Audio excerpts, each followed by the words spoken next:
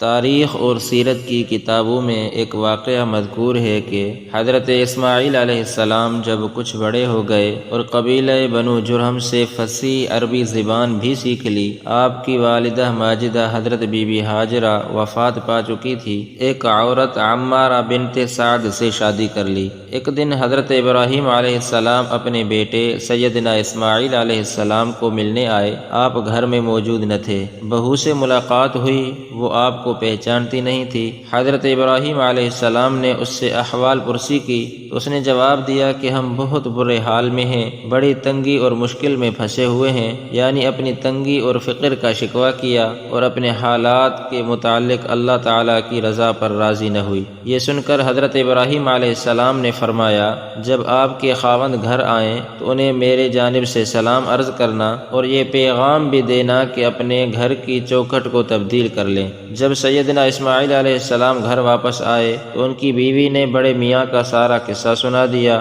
سیدنا اسماعیل علیہ السلام نے فرمایا، وہ میرے والد محترم تھے، انہوں نے مجھے اس بات کا حکم دیا ہے کہ میں تجھ سے علیحدگی اختیار کر لوں، لہذا تم اپنے والدین کے گھر چلی جاؤ۔ یوں ہی وہ عورت اللہ کی رضا پر راضی نہ ہونے کی وجہ سے اچھی رفاقت سے محروم ہو گئی۔ اس کے بعد سیدنا اسماعیل علیہ السلام نے دوسرا نکاح فرما لیا۔ آپ کی یہ بیوی بڑی صابرہ اور شاکرہ اور ہر حال میں اللہ کی رضا پر خوش رہنے والی تھی۔ کچھ عرصے کے بعد پھر سیدنا ابراہیم علیہ السلام سیدنا اسماعیل علیہ السلام سے ملاقات کے لیے آئے تو حسب سابق گھر پر اپنے فرزند سے ملاقات نہ ہو پائی۔ حضرت ابراہیم علیہ السلام نے سیدنا اسماعیل علیہ السلام کے متعلق ان سے پوچھا تو اس بہو نے عرض کیا کہ وہ تلاش رزق میں کہیں باہر گئے ہوئے ہیں۔ حضرت ابراہیم علیہ السلام نے پوچھا، تمہارے گھر کے حالات کیسے ہیں؟ اس شاکرہ عورت نے جواب دیا، الحمدللہ، ہم بہت اچھے حال میں ہیں۔